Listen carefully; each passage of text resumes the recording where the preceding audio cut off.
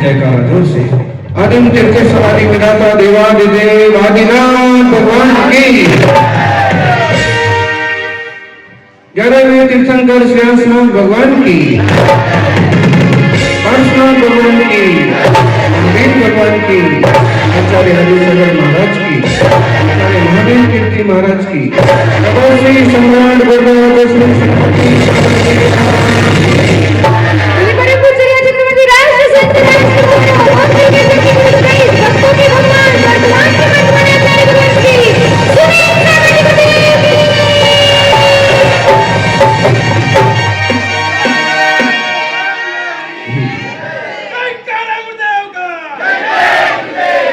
रक्षाबंधन।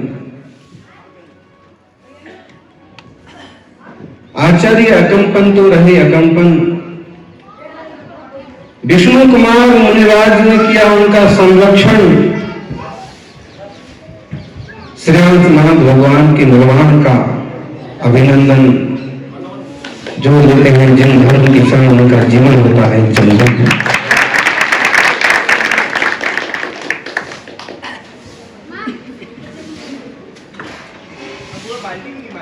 आज श्रेयांसनाथ भगवान का निर्वाण कल्याणक दिवस पूरा देश और देश का लगभग हर वर्ग रक्षाबंधन के रूप में इसे मनाता है। श्रेयांसनाथ भगवान की कहानी तो बहुत छोटी सी मिलती है शास्त्रों में। वो बहुत बड़े तीर्थंकर थे, 11वें तीर्थंकर थे। सम्मेश शेखर के संकुल कोट से मोक्ष पधारे। श्रीनगर सारनाथ जो आजकल कहलाता है वहां उनका जन्म हुआ। उनके पिता का नाम था विमल मृत, विमल राजा। उनकी मां का नाम था विमला। उनकी कहानी तो बहुत छोटी मिलती है, लेकिन काम जो उन्होंने किया है आत्मशुद्धि का, निर्वाण की प्राप्ति का दुनिया में बड़े लोगों ने किया। 11वें तीर्थंकर भगवान की कहानी रक्षाबंधन से सिर्फ इतनी सी जुड़ती है कि उन्होंने अपनी आत्मा की रक्षा की थी और इस संसारी जनों को आत्मरक्षा के मंत्र दिए थे और निर्माण सिखाए थे। लेकिन दूसरी जो गजब की कहानी जुड़ती जिसके कारण से रक्षाबंधन के रूप में यह दिन प्रसिद्ध हुआ, आचार्य श्री अकंपन मुनिराज आदि 700 मुनियों का संघ, विष्णु कुमार मुनिराज इसके मुख्य पात्र हैं, जिनकी वात्सल्य के बल पर यह दिन हमको देखने को मिला। और जैन जैसा नगर है जिसके नाम में उत्कृष्ट जैन जुड़ा हुआ है। आज भी दुनिया का एक शहर ऐसा है कि जिसमें आज भी जैन शब्द जुड़ा हुआ है, वो जैन, क्योंकि वहां कभी जैनों का उत्कर्ष ही उत्कर्ष रहा। और एक जमाना वो था जब वहां राजा श्री वर्मा का राज था। समाज में हर तरह के लोग होते हैं, उनके मंत्री भी थे 4, ब्रह्मपति, प्रहलाद, नमुची और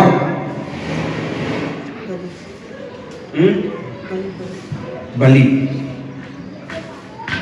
उनकी बुद्धि कुछ अलग ढंग से चलती थी। दिगंबर मुनियों के प्रति उनके मन में सहज घृणा भरी होती। अकंपन आचार्य श्री का संघ वहां आया, 700 मुनिराजों का संघ। कैसा धर्म का उद्यान होगा। लोग थाल सजा सजा करके, पूजा के थाल सजा सजा करके और उद्यान की तरफ दौड़े जा रहे हैं। सम्राट अपने महल की छत पर टहल रहे और जैसे उस तरफ नजर दौड़ी तो उन्होंने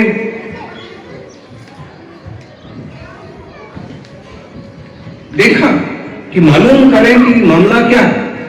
इतने सारे लोग और मंगल सामग्री लेकर के इस तरफ क्यों चले जा रहे हैं। और जैसे इधर उधर नजर दौड़ाई तो देखा कि मंत्री पास में ही खड़े, समय से पहले ही आ गए हैं। पूछा कि ये हलचल कैसा, लोगों में उत्साह कैसा, लोगों में आनंद कैसा, और सब मंगल सामग्री लेकर के एक उद्यान की तरफ क्यों दौड़े जा रहे हैं। बुझे हुए मन से, मैले चेहरे से और मंत्री ने जवाब दिया, सुना है कोई नंगे साधु आए। राजा ने कहा कि साधु आए हैं, दिगंबर मुनि आए हैं तो सम्मान की बात है, हम भी जाएंगे। महाराज आप क्या करेंगे वहां जाकर के, ये हम लोगों का काम है। नहीं, साधु, और उसमें भी दिगंबर साधु तो सम्राटों से भी पूजनीय होता है, हम जरूर जाएंगे। मंत्रियों ने फिर एक और बहाना निकालना चाहा, लेकिन उन्होंने कहा नहीं, हम भी जाएंगे, आपको भी जाना होगा। ढिंढोरी पिटवा दी जाए, पूरा शहर पूरा गांव मुनिराज के दर्शन करने जाएगा। ऐसे दीपराज मुद्रा के दर्शन करके हृदय की ग्रंथियां खुलती हैं, मन पवित्र होता है। पवित्र आत्माओं के दर्शन करने में कैसी बुराई। चलिए, तैयारियों में क्या देरी लगती है। वहां आचार्य श्री ने अपने बड़े संघ के साधुओं को एक छोटा सा संदेश दिया, भाई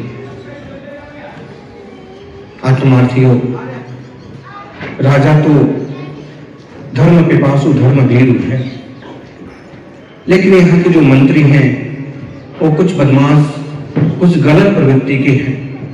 उन्हें जिन शासन और जिन मुनियों से बड़ी घृणा है। इसलिए आप लोगों को ये ध्यान रखना है कि सम्राट जब दर्शन करने आए तो तब भी सब जैसे ध्यान में रहते हैं वैसे ही ध्यान में रहना है। हमें बहुत ज्यादा बातचीत की और आशीर्वाद देने की उसमें भी नहीं पड़ना। गुरु आज्ञा सिरोधार्य, जो गुरु आज्ञा मानते हैं उनका मंगल ही मंगल होता है, क्योंकि गुरु बुद्धि गरीय से स्वीकार है। राजा ने देखा कि ऐसे दिगंबर साधु, चेहरे सौम्य आनंदमय जीवन और सब ध्यान में बैठे हैं।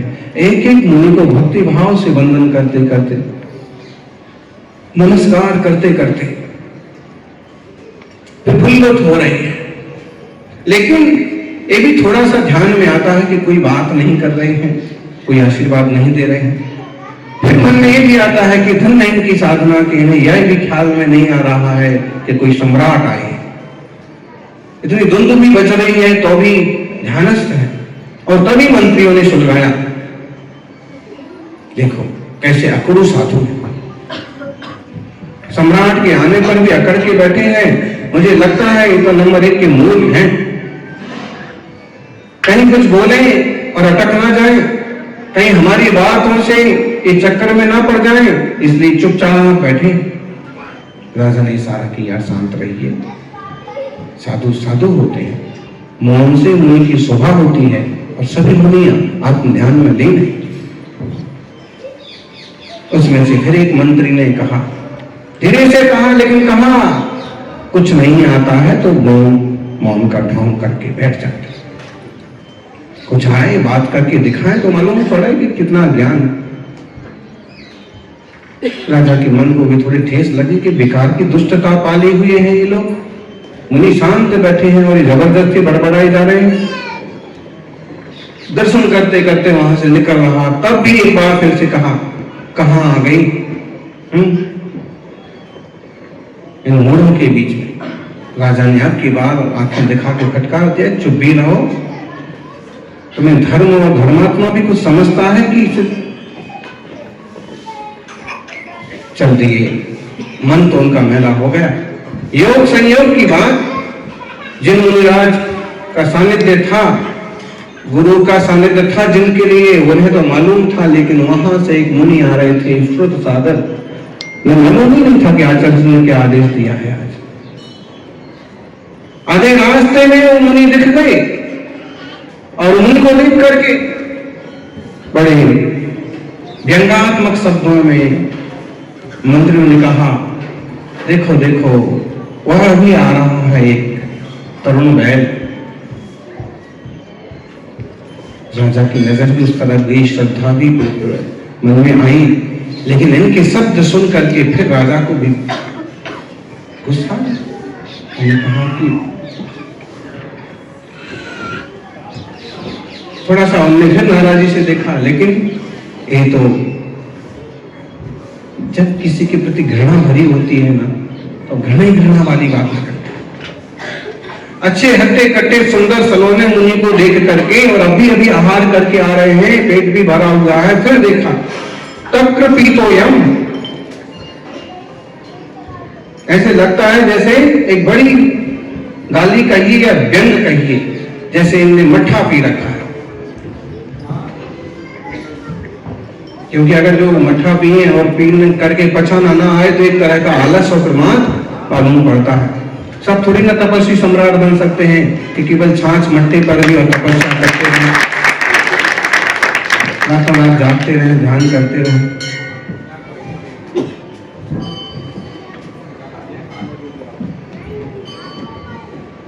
मुनि राज पास में आ गए, उन्होंने कहा कि अरे अरे कुछ आता भी है कि बस खाता ही खाता है।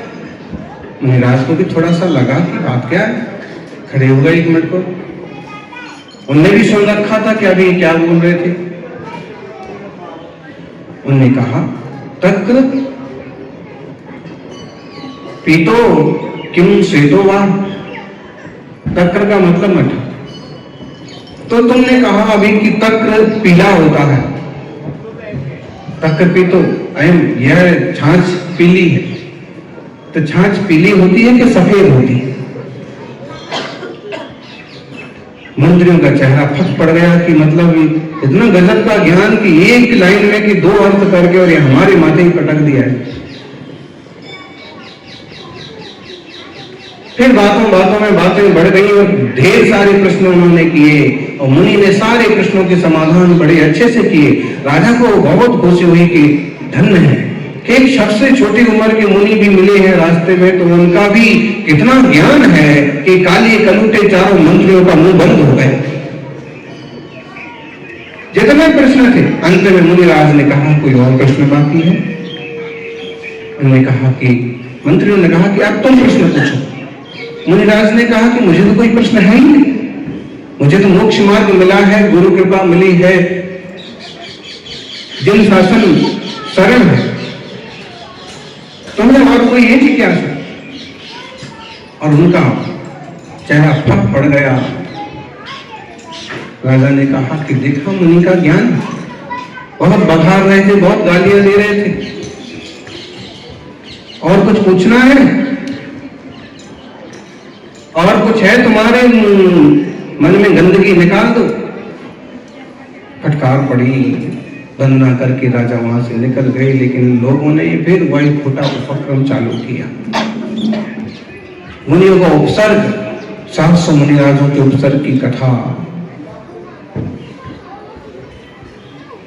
तलवार लेके पहुंच गए रात में, मार डालेंगे, हमारा घोर अपमान किया है, सबको खत्म कर देंगे। राज सत्ता का अभिमान बड़ा खतरनाक होता है।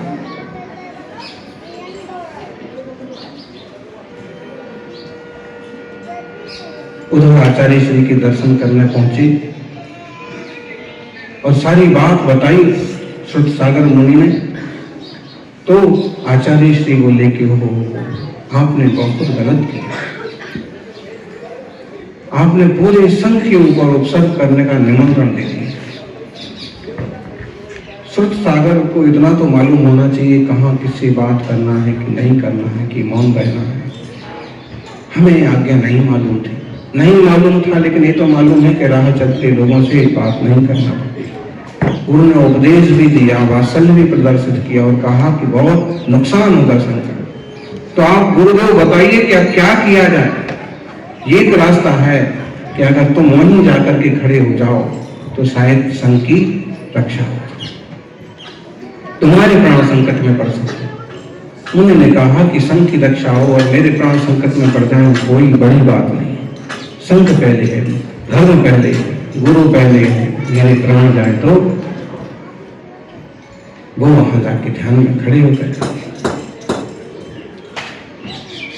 धर्म रक्षति रक्षिता, जो धर्म की रक्षा करता है, अपने मूल गुण की रक्षा करता है, आत्म स्वभाव का संरक्षण करता है, उसकी रक्षा देव भी करते। चारों के चारों आधी रात को तलवार चमकाते हुए वहां आ पड़े और देखा खूब भड़क रहे थे, सबको मार डालेंगे, सबको खत्म कर देंगे। और देखा कि मुनिराज तो वहीं खड़े हैं जिस रास्ते में जहां पर उनकी बातचीत हुई थी। तो देख करके इकट्ठा किया, ये तो यहीं मिल गया, ये तो एकदम एकांत में, और हमारी दुश्मनी सारे सबों से थोड़ी ना है, दुश्मनी तो इसी थे, इसने ही अपना ज्यादा अपमान किया। वहां तक जाने की बजाय सबसे पहले इसी को क्यों ना खत्म कर दिया जाए। देखिए, निरपराध मुनियों से भी बैर पालने वाले लोग दुनिया में होते हैं। सहज शांतता की साधना करने वाले मुनि राजाओं के ऊपर भी टिप्पणी करने वाले, अपमानजनक लिखने वाले, बोलने वाले आज भी मिल जाएंगे। चलो इनको खत्म कर देते और तलवार खींच ली। प्रहार कौन करे? वो भी पंडित थे। मुनि हत्या का पाप बहुत बड़ा पाप होता है, तुम कर। फिर उन्होंने कहा कि चारों का अपमान हुआ है, चारों एक साथ मारेंगे। चारों ने एक साथ जैसे तलवार खींची तो वन के यक्ष ने उनको ऐसा का ऐसा कील दिया का मतलब स्टेच्यू बना दिया, जैसे कि तैसे खड़े रह गए। तलवार चलेगी नहीं, बस तलवार पकड़े हुए। बहुत भी लोगों का आना जाना हुआ। जब यह मामला देखा तो राजा तक भी बात पहुंची और राजा को जब मालूम पड़ा तो खुद दौड़ा आया। तभी यक्ष भी आकाशवाणी में बोला, इन चारों को जिंदा मार डालेंगे। त्राहिमाम होने लगी। राजा ने कहा कि आप तो सिर्फ इन्हें छोड़ दीजिए, बाकी मैं इनका इलाज करूंगा।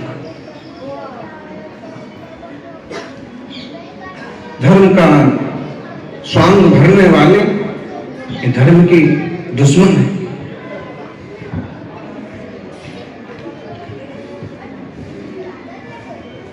राज ध्यान अवस्था में बैठे हैं और सम्राट ने जैसे ही वह यक्ष के बंधन से मुक्त हुए तो चारों का मुंह काला करा के गधे पर बिठा करके बहुत अपमानित किया और देश से निकाल दिया। सबसे बड़ा दंड होता था, देश से निकाल दिया।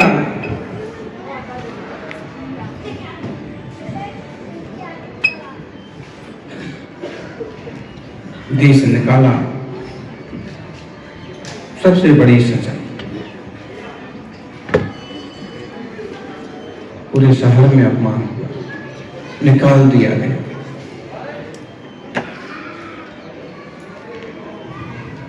राजा तो उनको फांसी देना चाहता था, लेकिन बस उनके उपकार, उनके दादा बाबा के उपकार के भी मंत्री थे, इनके दादा भी, इसलिए छोड़ दो। लेकिन यहां कहीं दिखाना नहीं। वहां से निकल करके कहां पहुंच गए?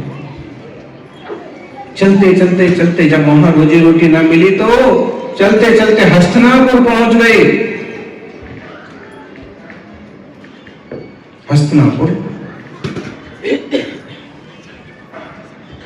और उस समय हस्तिनापुर में राजा राज करते थे पद्म, जो महापद्म चक्रवर्ती के बेटे थे।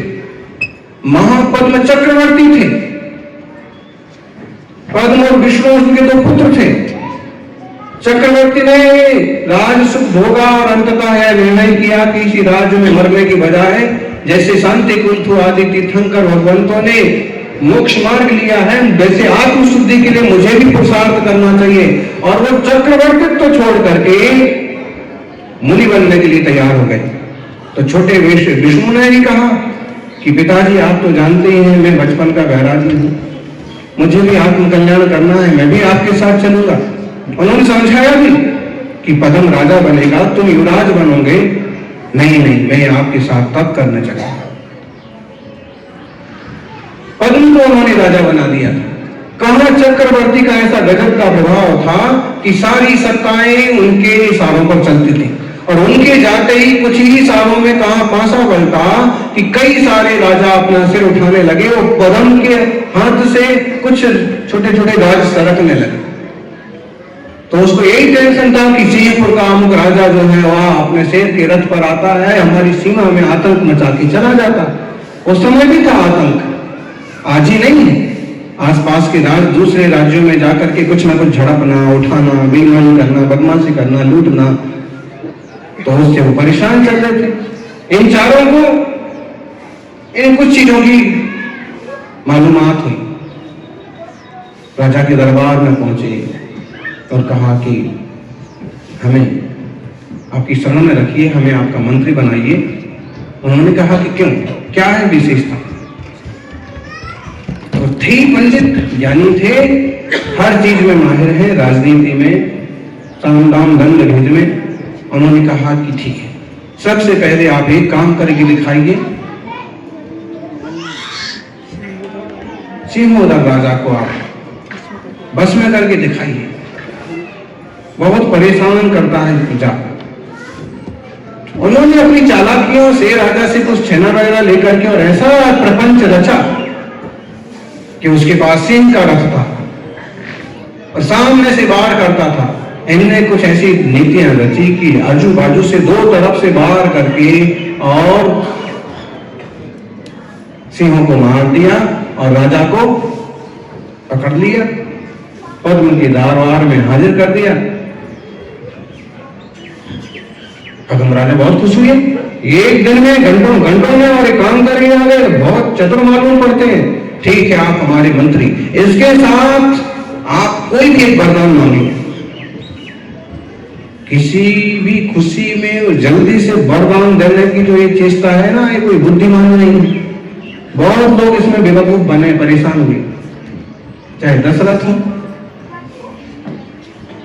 और चाहे पद्म हो और चाहे आप हो। बहुत खुशी खुशी में वो कहा कि पत्नी को कि आज बहुत चलो बर्थडे कोई गिफ्ट मांग ले। उसने कहा 5 लाख रुपए का हार चाहिए मुझे सोने का, और आपकी हवा भी निकल जाती है, क्या करेंगे? बोल दिया तो कुछ ना कुछ कैसे ना कैसे करो, भले कर्ज लो। इसलिए ज्यादा खुशी में और ज्यादा जल्दी में न निर्णय करना चाहिए और न वचन देना चाहिए।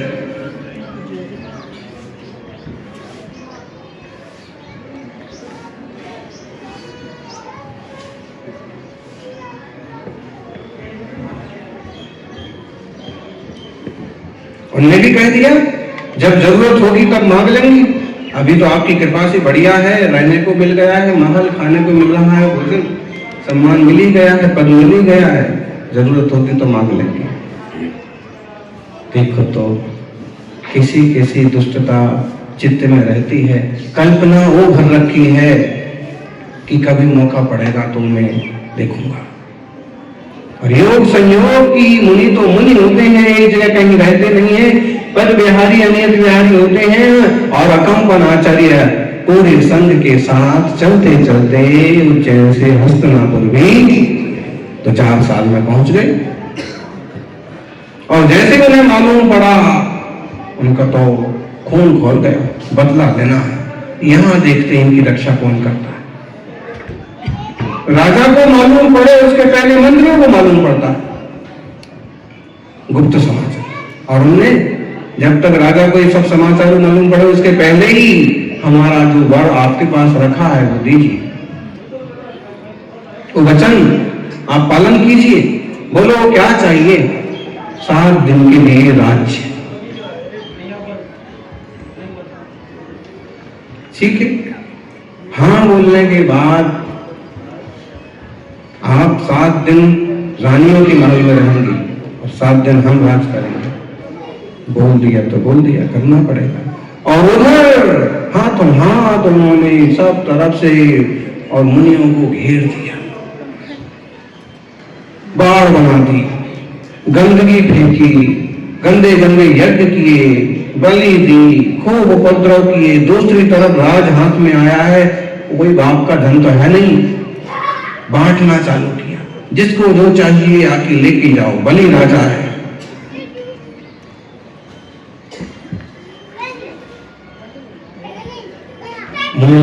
7 दिन तक लगातार ध्यान में बैठे हैं, उपद्रव हो रहा है, धुआं नाक में घुस रहा है, बदबू से तंग आ गए हैं, फिर भी ध्यान में बैठे हैं। आत्मा और देह की भिन्नता का अनुभव करने वाले साधु ऐसे होते हैं,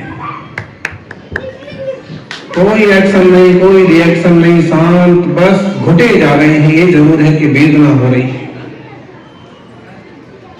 और उधर मथुरा में तीसरी जगह एक बात और होती है कि वहां सागर चंद्र मुनिराज रात्रि के मध्य में बाहर निकले किसी ध्यान आदि के लिए, और आकाश की तरफ नजर गई तो उनको श्रवण नक्षत्र कांपता हुआ दिखा। तो निमित्त ज्ञानी मुनिराज आचार्य श्री के मुंह से तुरंत हाय का शब्द निकला, दुख के साथ। तो जो क्षुल्लक जी साथ में थे, पास में थे, उन्होंने कहा कि भगवान, दुख के साथ आपने इस तरह की हाय क्यों की? तो उन्होंने कहा कि मुनिराजों पर अवसर हो रहा है। श्रवण नक्षत्र देख करके मालूम पड़ता है कि कहीं ना कहीं कि हस्तिनापुर में मुनिराजों पर अवसर हो रहा है। 700 मन अवसर कैसे दूर होगा? उन्होंने कहा कि एक ही उपाय है। विष्णु कुमार मुनिराज जो पदम के भाई भी हैं और आज सबसे बड़े तपस्वी मुनि हैं, उनके पिता तो मोक्ष चले गए तब करके, लेकिन वो आज भी धरणी भूषण पर्वत पर ध्यान में लीन है और उन्हें विक्रिया रिद्धि सिद्ध हुई है और उन्हें पता नहीं है। अगर उन्हें कोई बताए और ये सारी घटना बताए और हो जाए तो कुछ हो सकता है, वरना तब ये क्षुल्लक जी थे, वो विद्याधर थे। पहले विद्याधर राजा थे और राज छोड़ने के बाद भी उन्होंने एक विद्या अपने पास रखी थी, आकाशगामी विद्या। वो इसलिए रखी थी कि कभी हम अगर चाहें तो तीर्थ यात्रा को उड़ करके कैसे भी जा सके। और अपनी विद्या से क्षण भर में पहुंच गए धरणी भूषण पर्वत पर। मुनिराज ध्यान में है, उनकी स्तुति की, उनके गीत गाए, उन्हें वंदन किया तो उनका ध्यान विसर्जित हुआ। फिर निवेदन किया। सारी बात सुनकर के विष्णु कुमार मुनिराज अवाक रह गए। हो, जहां हमारा जन्म हुआ, जहां हमारे पिताजी का राज था, जहां मुनिराजों का महिमा और सत्कार होता था, आज वहां ऐसा होना, क्या किया जा सकता? क्षुल्लक जी ने कहा कि आप में शक्ति है, आप विक्रिया रिद्धि संपन्न है। उन्होंने कहा मुझे कुछ नहीं पता है, मुझे कोई रिद्धि नहीं, मैं सिर्फ तप कर रहा हूं और मुझे सिर्फ मुक्ति चाहिए, मुझे आत्म शुद्धि चाहिए। नहीं, आप अपना हाथ बढ़ा के देख लीजिए। जैसे हाथ बढ़ाया तो हाथ तो लंबा होता गया। विक्रिया रिद्धि में कहा जरूर मुनियों की सेवा के लिए, रक्षा के लिए हम जरूर जाएंगे। और देखो तो वात्सल्य, अपना रूप बनाया बटुक ब्राह्मण का, छोटा सा श्लोक गाता हुआ वहां पहुंचा बलि के दरबार में। इतने सुंदर सलोने गाते हुए ब्राह्मण को और सबने बड़ा प्रणाम किया, बलि ने भी प्रणाम किया।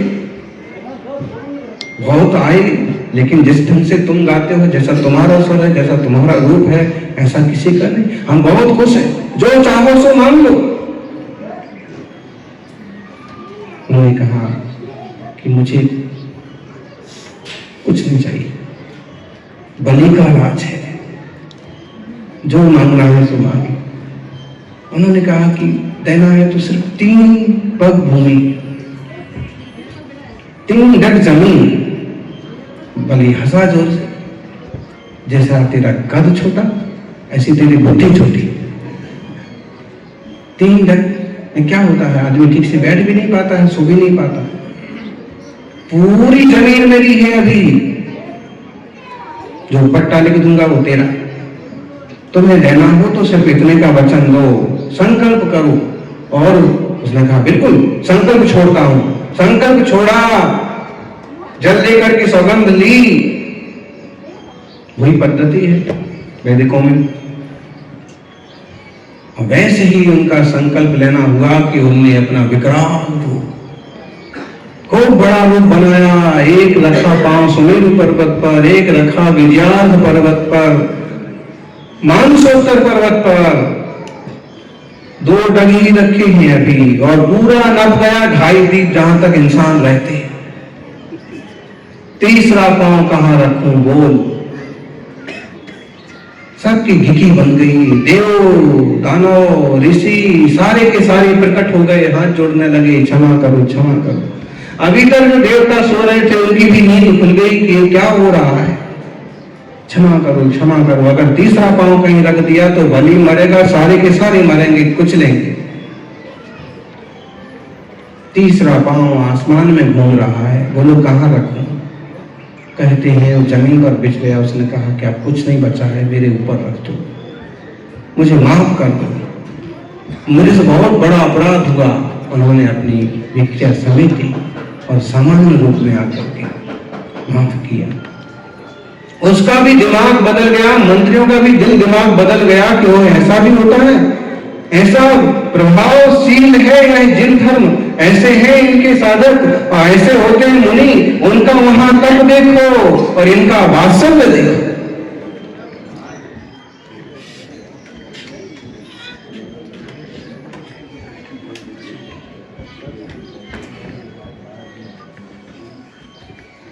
आप कल्पना कर सकते हो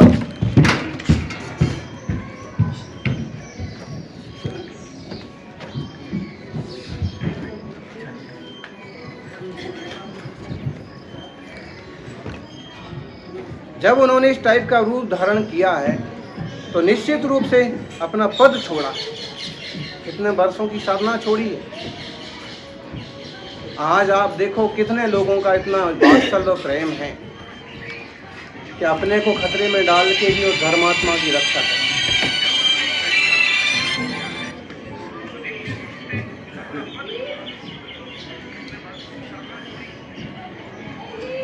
कुछ लोग तो ऐसे मिलेंगे, सहज रूप से भी हो सकता है, तो अभी ना, हम नहीं करेंगे। और आजकल तो फिर जिस तरह का ये पंथवाद का जहर पैदा हो रहा है, उसमें तो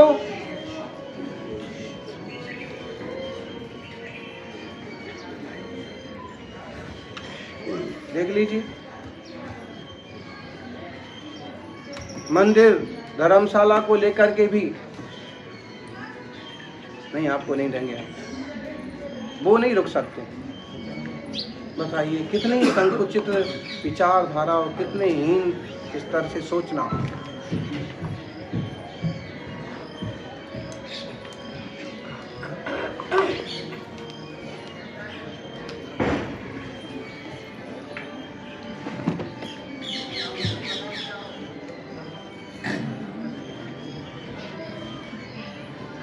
सौभाग्य से मिला है धर्म,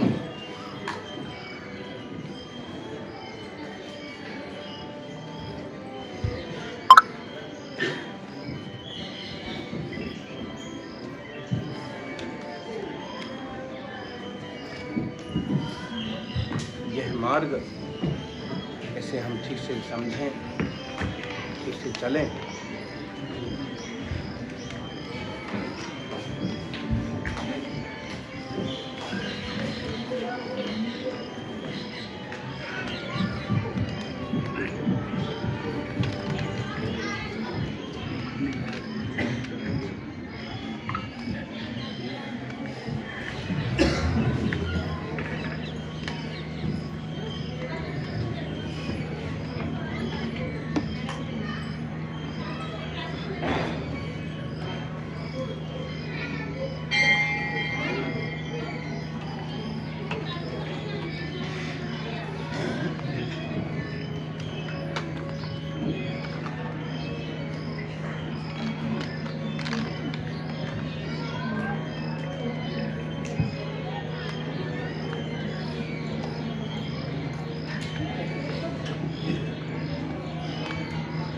के दिन एक प्रतिज्ञा जरूर करना चाहिए लोगों को।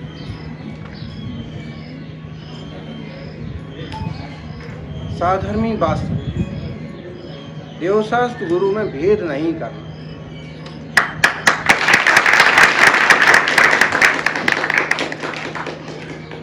जो मोक्ष मार्ग के योग्य साधना कर रहे हैं, मूल गुणों में ढले हुए हैं, उनको उसी तरफ से देखिए ना।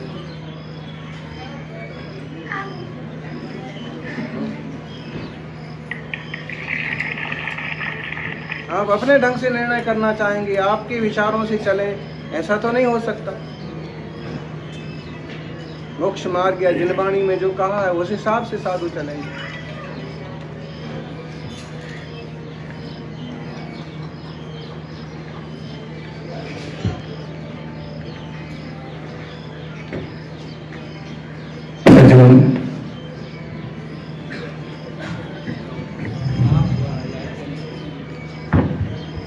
विष्णु कुमार मुनिराज ने सबसे पहले तो बोलने के रूप में पद्म राजा को अपने बड़े भाई को ही संबोधित किया कि ऐसी क्या बेवकूफी की, ये सब बंद कराओ। तो वो बोले कि मेरे बस का काम नहीं था, मैं तो वचन दे चुका। वचन देने के पहले सोचना तो चाहिए, वरदान देने के पहले कुछ सोचना तो चाहिए। तुमने धर्म का अपमान कराया, इस घर से चक्रवर्ती पिता मुनि बने हैं, मोक्ष मार्ग चलता है। उन्होंने कहा कि मैं शर्मिंदा हूं, मुझे क्षमा करो, आप जो कुछ कर सकते हो आप ही कर सकते हो। और तब विकराल रूप लेकर के उन्होंने बलि को सावधान किया और अंततः प्रभावित होकर के उसने भी हाथ जोड़ लिए। चारों शरण में आ गए कि सच है, बीतराग जिन शासन ही लोहान है, जिन शासन को स्वीकार करते। मुनिराज ने फिर प्रायश्चित लिया, फिर कठिन तप किया, मोक्ष सिधारे। अकंपन आचार्य आदि, कभी कभी लोग बोलने लगते हैं बेचारे अकंपन आचार्य आदि 700 मुनि तो बिल्कुल परेशान हो गए थे, दुखी हो गए थे। विष्णु कुमार ने रक्षा ना की होती तो क्या होगा। देखो यहाँ एक बात समझ लो, वो बेचारे नहीं हैं, जो अकंपन है वो बेचारे कैसे हो सकते। उपसर्ग आया है, 7 दिन होने को है, फिर भी डिगे नहीं, आत्मा में लीन है। वो तो ऐसे ही आत्मनिष्ठ रहेंगे तो हो सकता है आत्मरक्षण करते करते उनको भाव से ही मोक्ष हो जाए। लेकिन वहां विष्णु कुमार मुनिराज ने अपने वात्सल्य गुण का प्रयोग किया, पालन किया। कैसे होती है साधर्मी के प्रति स्नेह की भावना, वात्सल्य भाव। इससे बड़ा उदाहरण कुछ नहीं है। इसलिए आचार्य समंत्रभद्र ने वात्सल्य के उदाहरण के रूप में विष्णु कुमार मुनिराज को दिया। इतना कुछ करने के बाद उन्होंने अपना गुणगान नहीं किया कि मेरा होता तो इनका क्या होता, एक मुनि ना बचता। कुछ किया, कुछ नहीं, प्रायश्चित लिया, तप किया। साधर्मी है, वही रत्नत्रय पालन करना है और वही सिद्ध सलाह पर जाना है। इसलिए धर्म और धर्मात्माओं की रक्षा करते रहना चाहिए। कहते हैं जब क्षमा मांग ली, सब खुश हो गए, प्रसन्न हो गए। 7 दिन बाद श्रावकों ने सांस ली राहत की कि अब चलो, दिन भी पूरे हो गए, ये भी सुधर गए, राजा भी बदल गए। और फिर आग्रह किया मुनिराजों से कि भगवान अब तो आहारचर्या पर चलिए। और 8वें दिन जब पारना हुआ तो सेवैया का, सिवई का आहार हुआ, ताकि इस टाइप की खीर, इस टाइप की वस्तु 7 दिन से जिनका गला रुंधा हुआ है, चर्या नहीं हुई है, आसानी से होता जाए। श्रावकों ने आहार दिया। पूरे नगर में पड़गान हुआ, हजारों लोगों ने पड़गान किया। मुनिराज केवल 700 परिवार में पहुंचे, एक मुनि। और जब अच्छे से चर्या हुई, जैन धर्म की जय जयकार हुई, फिर श्रावक खुश हुए और उन्होंने एक दूसरे धर्म को सूत्र बांधे कि हम मिलजुल करके धर्म की भावना करेंगे, दुनिया की सेवा करेंगे। तुम धन्य हो, तुम्हारे यहाँ साधु का, मुनिराज का एक दूसरे का सत्कार किया। और रक्षा सूत्र का वो पर्व समझ लीजिए तब से प्रारंभ हुआ। वैदिक साहित्य में कथा आती है बलि राजा की भी, और वहां विष्णु को विष्णु का अवतार बोल करके लाते हैं। तो सूत्र बंधन की कथा आज केवल भाई बहन का ही रिश्ता का, पवित्र रिश्ता का ही निमित्त माना जाता है, लेकिन वह तो ठीक ही है। भाई बहन का पवित्र रिश्ता, व्यवहार, ऐसे ही हमें देव शास्त्र गुरु के संरक्षण की, सेवा की प्रतिज्ञा करना चाहिए। हमें ये नहीं देखना चाहिए कि कौन गुरु है, कौन पंथ है। जो भी मूल गुणों की साधना कर रहे हैं, आत्मदृष्टि संपन्न है, उन सारे गुरुओं को नमस्कार, वंदना होना चाहिए। भेदभाव नहीं, संकीर्ण मत बनिए, विस्तृत बनिए। किसकी रक्षा करना है? धर्म की रक्षा करना है। कौन से धर्म की रक्षा करना है? उस धर्म की रक्षा करना है जो धर्म हमारी रक्षा करता है। मतलब अहिंसा, सदाचार, शाकाहार, महाव्रत, वीतराग, दिन शासन, ये व्यवहार रक्षण के केंद्र हैं, और इनके बल पर हमारी आत्मा का रक्षण होता है, स्वरूप समृद्धि होती है, तत्व बोध होता है, अनेक अनेक जीवों का रक्षण होता है, भला होता है। धर्म रक्षति रक्षिता, देव शास्त्र गुरु की रक्षा करना है। जीवोद्धार पर ध्यान दीजिए। जहां मंदिर तक कोई नहीं पहुंच पा रहा है, एक व्यक्ति, दो व्यक्ति जो पहुंचते हैं उसको ध्यान दीजिए। जिस ढंग से संभाल सकते हैं उस ढंग से संभालिए। देखो प्रभु की प्रतिमाएं हैं, आज अमुक म्यूजियम में पड़ी है, आज अमुक थाने में पड़ी है, ऐसी 5-7 जगह हैं जैन प्रतिमाएं प्रशासन शासन के हाथ में जबरदस्ती। अरे भाई, इतनी सुंदर भीतरा की प्रतिमाएं जिनालय में होना चाहिए। और जिनालयों का हाल ये है कि आज की कल एक कब्जा करेगा कि वो कब्जा करेगा, कि स्टेज पर वो घुसेगा। कैसे घुसेगा? कुछ तो बंदोबस्त करिए। अपनी हवेली के लिए तो इतना उपद्रव करते हैं, जिनालय की सुरक्षा के लिए कुछ नहीं सोचता।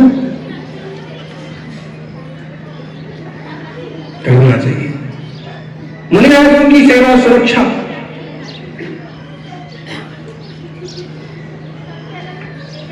सिर्फ बातों से नहीं, क्रिया से, और अपने परिवार की सुरक्षा। बेटियां कहां जा रही हैं, क्या कर रही हैं, बेटा किस ढंग से सोच रहा है, क्या कर रहा है, परिवार की सुरक्षा भी जरूरी है। क्योंकि ये श्रावक न रहेंगे तो दिन शासन कहां रहेगा। इसलिए देवशास्त्र गुरु, परिवार, समाज, इनकी भी रक्षा की, सुरक्षा की, सहयोग की दृष्टि बनाइए। इससे मंगल होगा।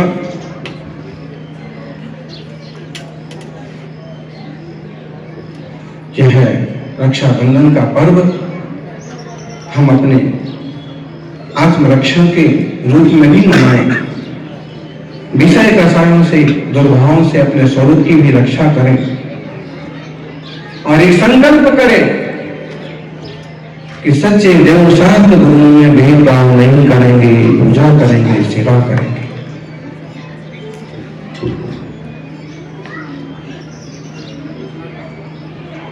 हम सभी श्रेयांसनाथ भगवान की तरह परम श्रेयस को प्राप्त हों। विष्णु कुमार मुनिराज जैसा वात्सल्य और अगम आचार्य जैसा तप का भाव हमारे भीतर पैदा हो, और श्रेयांसनाथ भगवान की तरह सिद्धि की उपलब्धि हो। जय बोलिए 24 तीर्थंकर भगवान की